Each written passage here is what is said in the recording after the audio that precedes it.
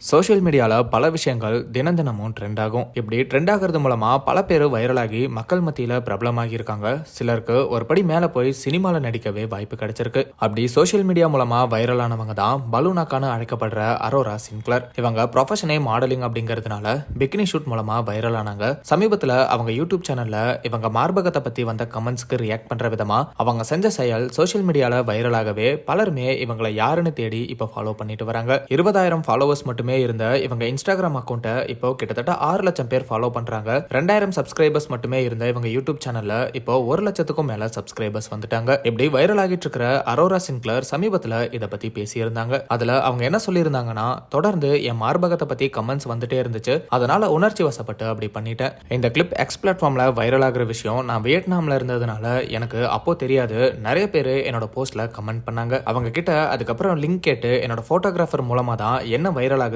அப்படிங்கறத தெரிஞ்சுக்கிட்டேன். அதுக்கப்புறம் இது வீட்டுல தெரிஞ்சா என்ன ஆகும்னு கொஞ்சம் பயமா இருந்துச்சு. ஆனா பயப்படுற அளவுக்கு அப்படி எதுவும் ஆகல. எனக்கு நிறைய பேர் நீங்க சிங்கிளானு கேட்டு மெசேஜ் பண்ணவே நான் கமிட்டட் அப்படிங்கறத ரிவீல் பண்ணிட்டேன். என்னோட பாய் ஃப்ரெண்ட் ஆஸ்திரியாவை சேர்ந்தவர். அவருக்கு நான் மாடலிங் பண்றதெல்லாம் தெரியும். சோ இதெல்லாம் அவருக்கு ஒரு பிரச்சனையே இல்ல. அவர் ரொம்பவே நல்ல பர்சன் அப்படின்னு சொல்லியிருந்தாங்க. மேலும் நான் ரொம்ப ஷை பர்சன் அப்படிங்கறதுனால என்னால vlog வீடியோஸ் எல்லாம் பண்ண முடியாது. ஆனா ஒரு ரூம்ல நான் மட்டும் தனியா எப்படி வேணாலும் பேசி வீடியோ போடுவேன். சீக்கிரமே என்னோட ஃப்ரெண்ட் பிக் பாஸ் ரியா கூட vlog வீடியோ போட ட்ரை பண்றேன். முன்னாடி என்னோட இஷ்டத்துக்கு யூடியூப்ல வீடியோ போட்டுட்டு இருந்தேன். இப்போ கொஞ்சம் பயந்து யோசிச்சு தான் போட வேண்டியதா இருக்கு. பாய்ஸ் எல்லாம் பூமரா இல்லாம இதெல்லாம் ரொம்ப சாதாரணமா எடுத்துக்கிறாங்க. நீங்க வீடியோ போடுங்க, நாங்க பாக்குறோம் அப்படிங்கிற மைண்ட் செட்ல இருக்காங்க. அதனால எந்த பிரச்சனையும் இல்ல. முன்னாடி எல்லாம் சில பேர் என்ன ரொம்ப தப்பான பேர்ல கூப்பிட்டாங்க. அதுக்கப்புறம் யாரோ ஒருத்தர் பலூனாக்கான்னு சொல்லவே அதுவே ரெஜிஸ்டர் ஆயிடுச்சு அப்படின்னு அரோரா சின்க்ளர் அவங்க வைரல் வீடியோ பத்தி பேசியிருக்காங்க. இது மட்டும் இல்லாம அவங்களோட ரீசெண்ட் இன்ஸ்டாகிராம் ஸ்டோரியில அவங்க வைரலான விஷயங்களை பத்தியும் வருத்தப்பட்டு ஒரு ஸ்டோரி ஒன்னு ஷேர் பண்ணியிருக்காங்க. அதுல அவங்க என்ன சொல்லியிருக்காங்கன்னா, என்னோட வைரல் பலூன் வீடியோ பத்தி யோசிச்சா